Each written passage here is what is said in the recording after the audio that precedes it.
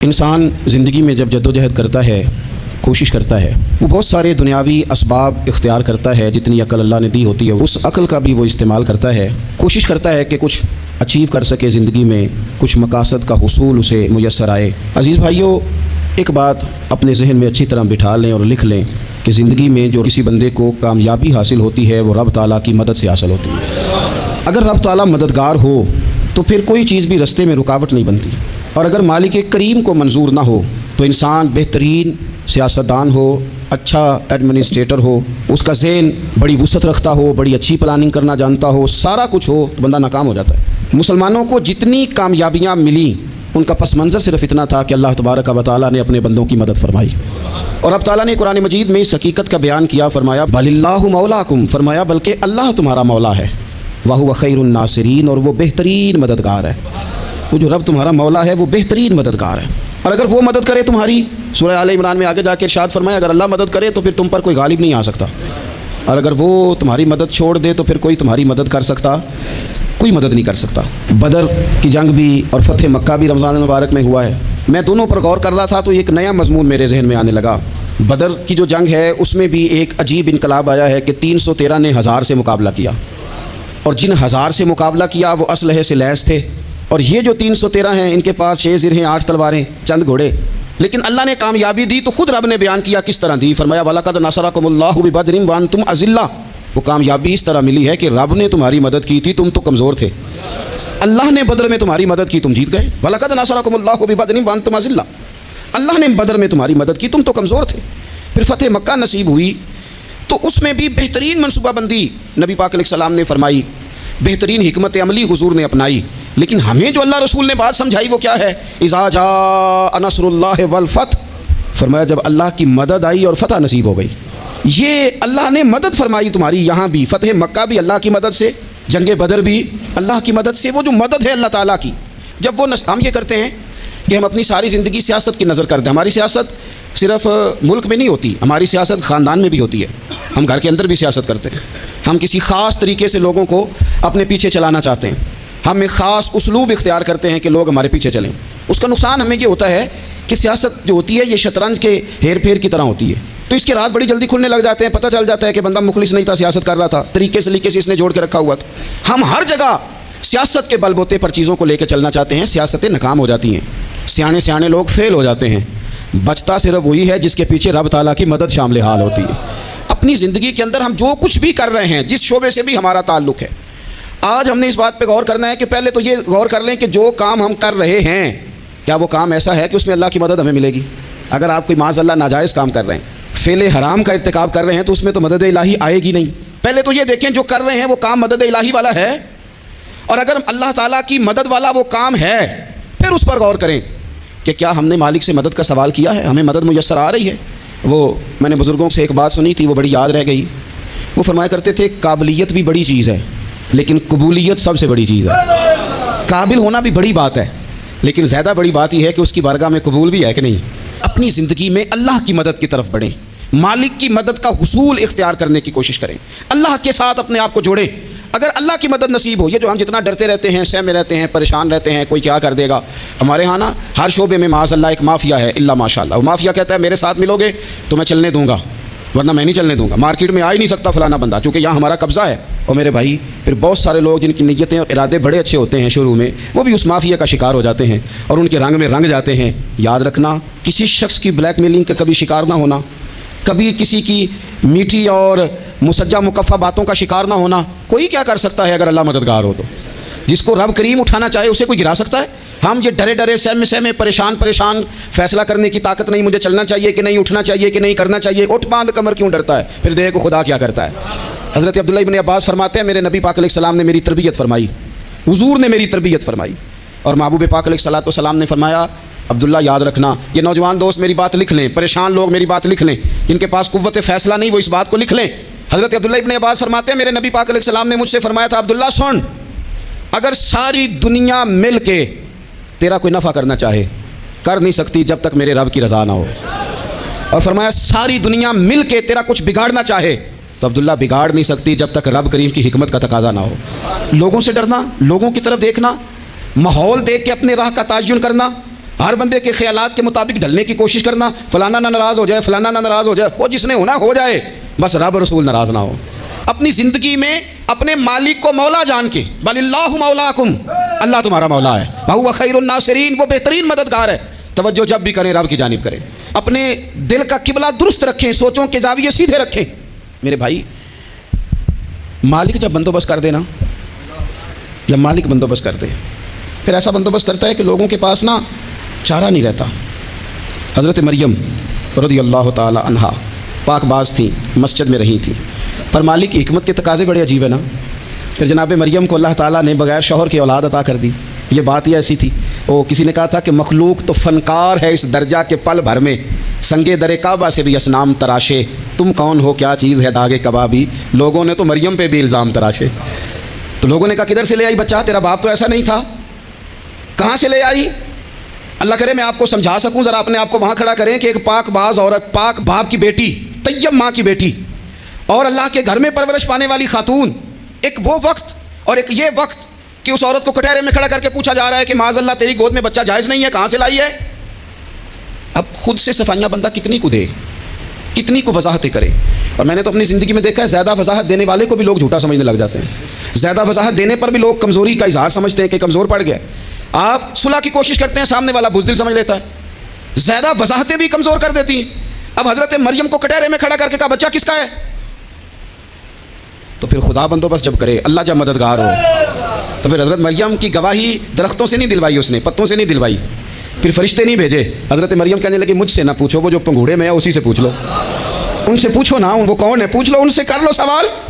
انہوں نے کہا پنگوڑے میں چند دنوں کا بچہ، یہ جواب دے گا؟ مددگار تھا رب، ان کی برات کا اعلان کرنا تھا مالک نے، اور جب مالک اعلان کر دے، جب مالک تیری صفائی دینا چاہے، جب مالک تجھے دنیا کے سامنے نکھارنا چاہے، تو پنگوڑے میں لیٹے حضرت عیسیٰ بول کے کہنے لگے انی عبداللہ آتانی الکتاب، فرمایا میں اللہ کا بندہ ہوں، رب نے مجھے کتاب عطا کر کے نبی بنا کے دنیا میں بھیجا ہے، میں اللہ کا بندہ ہوں، کتاب لے کے آیا ہوں، نبی بن کے آیا ہوں۔ پھر پنگوڑے سے اعلان ہو گیا، پھر بچہ بول پڑا۔ اور یہ ایک دفعہ نہیں بات ہوئی، یہ بنی اسرائیل میں ایک جریج نام کے شخص بھی تھے جو نماز پڑھ رہے تھے، بعض نے لکھا ہے نفل نماز تھی، اماں نے پکارا تو آئے نہیں، تو ماں کے منہ سے نکل گیا تو اتنی دیر تک مرے گا نہیں جب تک کسی بے حیا عورت کا منہ نہ دیکھ لے۔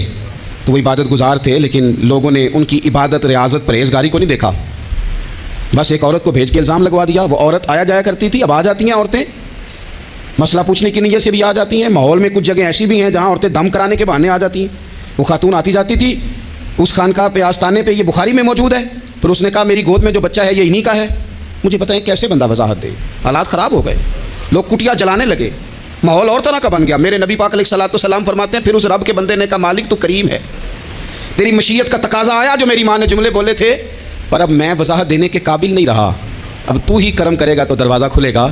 تو وہ چند دنوں کا بچہ پنگوڑے میں بول کے کہنے لگا میں اس درویش کا نہیں، میں تو فلانے چرواہے کا بچہ ہوں، وہ جو بکریاں چراتا ہے۔ رب کی مدد کو پکاریں، اپنے ساتھ اپنے مالک کی مدد کو شامل کریں، تھوڑے رزق پر بھی گزارا اچھا ہونے لگ جائے گا۔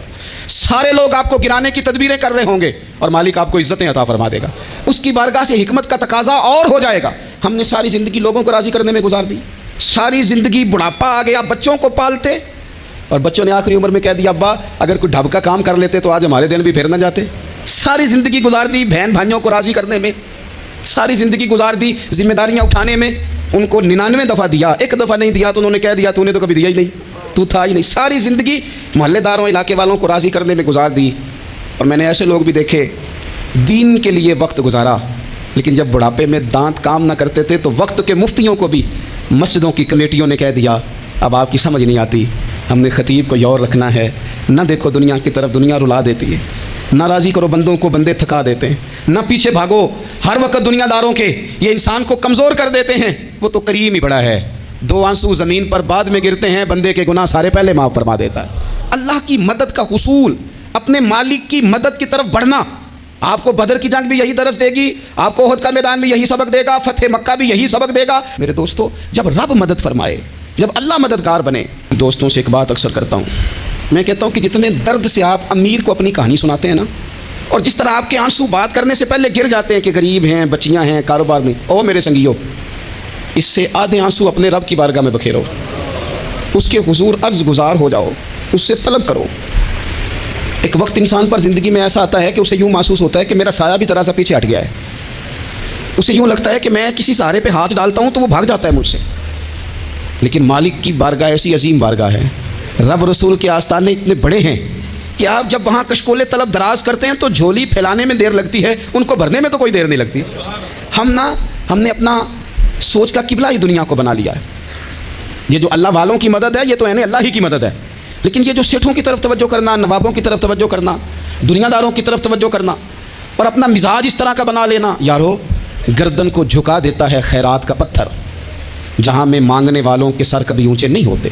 اور اقبال کہتے ہیں غیرت ہے بڑی چیز جہاں نے تگ و دو میں, پہناتی ہے یہ فقر کو تاج سردارا.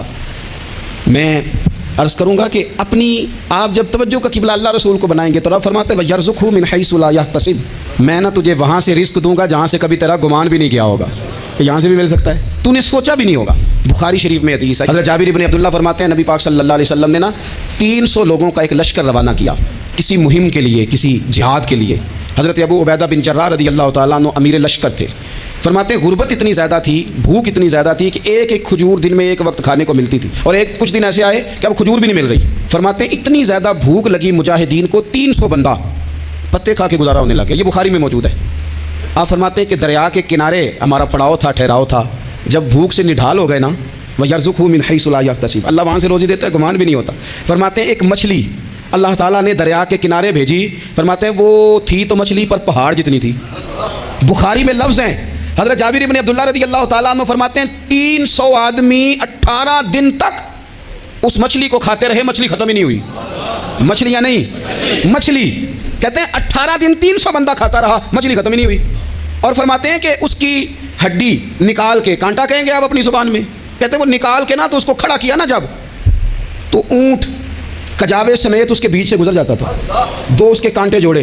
فرماتے ہیں وہ اس کا گوشت ہم کھاتے تھے اور اس کی چربی بطور تیل کے ہم جسموں پہ ملتے تھے, بیماروں کو اس سے سکون آتا تھا, تندرستی شفا ہوتی تھی. فرماتے ہیں ہم کھایا بھی ہم نے, اور کچھ لے کے ہم مدینے بھی گئے, اور قربان جائیں نبی پاک نے بھی اس میں سے کھایا. ہم نے عرض کی حضور یہ معمہ کیا ہے, یہ ماجرا کیا ہے؟ تو محبوب نے فرمایا تمہارے پاس غذا نہیں تھی, رب نے تمہارے لیے بندوبست کیا ہے, اللہ نے تمہیں دیا ہے. مکان شروع کر لیا, ایک صاحب نے وہ مکان بنانے لگے. آپ وہ حساب لگا رہے ہیں, کہتے ہیں میرے پاس اتنے پیسے ہیں, اتنے میں نے فلانے دوست سے کہنا ہے اس نے دے دینے, اتنے فلانے رشتہ دار سے کہنا ہے اس نے دے دینے, اتنے فلانے سے کہنا ہے اس نے دے دینے. یہ ساری کاپی بنا کے مکان شروع کر لیا. جو روز کہتا تھا نا کوئی حکم ہو جاتے دسی, سب سے پہلے اس کو کہا میاں پیسے چاہیے. وہ کہنا ہو کل ہی منڈا ٹوریا ہے, کہتے تو پرسوں 10 داتے لب جانے سن. میں آپ کو اپنے تجربے کی بات بتا رہا ہوں. جن لوگوں کا خیال ہوتا ہے نا کہ آپ سٹارٹ کریں فلانا کام, ہم آپ کے ساتھ ہیں, اللہ کا ہی کوئی نظام ہے, وہ بالکل بھی نہیں ساتھ ہوتے. لیکن ایسا نہیں ہے کہ کوئی ساتھ نہیں ہوتا, اللہ تعالیٰ بڑے اسباب پیدا کرتا ہے, وہاں سے دیتا ہے جہاں سے گمان بھی.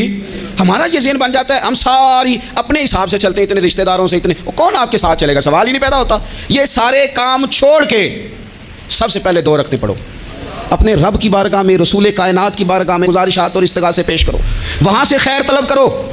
دنیا دار کیا دیں گے, کیا دے سکتے ہیں, کیا حیثیت ہوتی ہے کسی. اللہ کہتا ہے وہاں سے دوں گا. تو جو اللہ مال دے وہ لینا چاہیے کہ رشتہ داروں کا مال دیکھنا چاہیے؟ جو اللہ دے وہ لینا چاہیے کہ سیٹھوں نوابوں کی جیبیں دیکھنی چاہیے؟ جو اللہ دے وہ قبول کرنا چاہیے یا دیکھنا چاہیے کون سا آدمی کہاں پہنچ گیا؟ چھوڑو, اپنی مٹی پہ چلنے کا سلیقہ سیکھو. کسی کے سنگ مرمر پہ چلو گے تو پھسل جاؤ گے, پھسل جا. اس پر ایک اور بات عرض کر دوں, صحیح بخاری سے, مسلم سے ایک اور بات. کچھ چیزیں ایسی ہیں جن سے اللہ کی مدد آتی ہے, مدد ملتی ہے. ایک چیز ان میں سے ایسی ہے جس سے بہت مدد نازل ہوتی ہے, وہ ہے کہ جب رب آپ کو دے نا تو پھر آپ بھی اس کے رستے میں دیں, پھر مدد آتی ہے, پھر اور آتا ہے. بخاری مسلم میں حدیث ہے, یہ زیادہ ہی توجہ طلب امر ہے, اس پر آپ غور کریں گے. حضرت ابو ہریرہ فرماتے ہیں کہ نبی پاک علیہ السلام نے فرمایا ایک شخص نے بادلوں کے اندر سے آواز سنی کہ فلاں آدمی کا کھیت اور باغ خشک ہو گیا ہے, وہاں برسو اور اس کے کھیت کو سیراب کرو. وہ بڑا حیران ہوا کہ بادل سے آواز آ رہی. پھر اس نے دیکھا کہ ایک پہاڑی پر بارش ہوئی, وہ بادل وہاں برسا, پھر نالیوں سے ہوتا ہوا پانی ایک طرف چلا. تو جس نے آواز سنی تھی, حضور بیان کر رہے ہیں, وہ بھی پیچھے پیچھے چلا کہ پانی کدھر جا رہا ہے. اس نے جا کے دیکھا کہ ایک مقام پہ ایک باغ کو وہ پانی لگ رہا ہے اور ایک آدمی وہ پانی لگا رہا ہے. اس نے اس سے پوچھا تیرا نام کیا ہے؟ اس نے کہا کیوں؟ کہنے لگا بتا نا. اس نے نام بتایا تو کہنے لگا یہی تو وہ نام ہے جو میں نے بادلوں کے اندر سے سنا ہے کہ فلاں کے کھیت کو پانی دے دو. اس نے کہا یار تو کیا عمل کرتا ہے کہ اسپیشل تیرے لیے بارش برسے؟ یہ بخاری پڑھ رہا ہوں, سیاستہ سے حدیث عرض کر رہا ہوں. اس سے پوچھا تو کیا کام کرتا ہے کہ جناب اللہ تبارک و تعالیٰ کا حکم کرم آیا کہ خاص تیرے لیے پانی برسے اور تیرے کھیت کو سیراب کرے. تو اس نے کہا چھوٹا ذمہ دار ہوں, پر جب فصل اگتی ہے تو 3 حصے کرتا ہوں. ایک حصہ اپنے بال بچوں پہ, بہن بھائیوں پہ خرچ کرتا ہوں, ایک حصہ پورا, اور ایک حصہ دوبارہ کاشتکاری پہ لگاتا ہوں, اور تیسرا حصہ خالص میں نے مسکینوں, یتیموں اور غریبوں کے لیے رکھا ہوا ہے. وہ جو تیسرا حصہ, اللہ کرے آپ سمجھیں, وہ رب کے بندوں پہ تیسرا حصہ خرچ کرتا ہے نا, تو کریم مالک نے فرمایا جہاں سے غریب کا حصہ جاتا ہے وہ کھیت خشک نہیں رہنا چاہیے. وہ جہاں سے مسکین روٹی کھاتے ہیں وہ خشک نہ رہے. جہاں سے یتیموں کو کچھ آتا ہے کہیں اس کی فصل رہ نہ جائے. میں اور آپ بھی اگر اپنے مال میں مسکینوں, یتیموں, غریبوں کے حصے رکھ لیں گے تو فصلیں خشک نہیں رہیں گی. ان کے اندر تازگی آئے گی, نور آئے گا, کرم آئے گا, خاص کر خدا کی رحمت برسے گی. مدد اللہ سے چاہیں, اپنی توجہات کا مرکز رب رسول کی ذات کو بنائیں, پھر آپ محسوس کریں گے کہ بڑی جلدی اللہ تعالیٰ کی مدد آنے لگی ہے. کبھی آپ صرف کہہ دیں نا میرا رب میرے ساتھ ہے, اس لفظ میں اتنی طاقت ہے کہ دشمن ویسے زہر ہو جاتا ہے. زندگی میں کسی سے بھی لڑائی ہو اچھی طرح سوچ لیں کہ اللہ اس طرف ہے یا اس طرف ہے. اگر آپ زیادتی پہ ہیں تو پھر رب مظلوم کی جانب ہے. اگر اللہ کی مدد آپ کے ساتھ ہے تو دنیا کی کوئی طاقت آپ کو گرا نہیں سکتی. اور اگر آپ مظلوم کے مقابلے میں ظالم بن کے آپ کھڑے ہو گئے ہیں اور آپ نے رویہ وہ اختیار کیا ہے کہ جس میں مدد نہیں آئے گی, تو پھر یاد رکھ لیں کہ آپ کوئی بھی ہیں, کہاں بھی ہیں, آپ کمزور ہیں. طاقتور تھے ابتدائے اسلام میں, ظاہری طاقت تھی کفار مکہ کے پاس, وہ ڈنڈوں سے مارتے تھے غریبوں کو, ان کے ہاتھوں میں ڈنڈے تھے, پر خدائی طاقت ان مظلوموں کے ساتھ تھی. صاحب زرقانی نے لکھا ہے حضرت زنیرہ رضی اللہ تعالیٰ عنہ ایک لونڈی ہیں, غریب ہیں, ماڑے دا کی کام محمد نہ سجانا یا رونا, غریب سادی بی بی, اور لونڈی کنیزہ, ایک مشرک کی کنیزہ تھی, انہوں نے کلمہ پڑھ لیا. وہ ڈنڈوں سے مارتا, دروں سے مارتا, تکلیف دیتا. حضرت زنیرہ رضی اللہ تعالیٰ عنہ کو اتنا مارا, اتنا مارا. اب آپ ایک اور پہلو پر بھی غور کریں, مار بھی پڑ رہی ہے پر خدا ادھر ہی ہے, اللہ کی مدد ادھر ہی ہے. رب کہتا ہے کہ پہلے تو صبر کرنا, ان اللہ مع الصابرین, تو صبر کرے گا تو پھر رب کی معیت ملے گی. ذرا ٹھہرنا, تو تھوڑا ڈٹنا, ان الذین قالوا ربنا اللہ ثم استقاموا تتنزل علیہم الملائکہ. تو کہے اللہ میرا رب ہے, پھر تو پہلے ڈٹ, پہلے تو نے ڈٹنا ہے. ثم استقاموا, جو ڈٹ گیا, تتنزل علیہم الملائکہ, ڈٹنے والے کے لیے مدد آتی. پہلے تھوڑا ٹھہرنا پڑتا ہے, پہلے تھوڑا صبر کرنا پڑتا ہے, حوصلہ کرنا پڑتا ہے, اس کے بعد مدد آتی. مار پڑ رہی ہے, مارا جا رہا ہے. حضرت زنیرہ کو ان کا مالک جو ہے ظاہری آقا وہ مار رہا ہے, یہ کنیزہ ہے, اتنا مارا, اتنا مارا, ان کی بینائی چلی گئی, نظر آنا بند ہو گیا. ابو جہل آیا اور کہنے لگا زنیرہ دیکھا نا ہمارے بت تیری آنکھیں لے گئے, معاذ اللہ, لات و منات ہمارے بتوں نے تجھے اندھا کر دیا. اب ایسا نہیں ہے کہ بی بی روتی جا رہی ہے, روتی جا رہی ہے, مایوسی مایوسی, معاذ اللہ, پریشانی, غریبی بڑی ہے, پوچھنے والا کوئی نہیں, یہ باتیں نہیں. کیا جملے ہیں خاتون کے, کیا لفظ ہیں. ابو جہل نے تنزیہ کہا, معاذ اللہ, کہنے لگا دیکھا نا ہمارے بتوں نے تجھے اندھا کر دیا.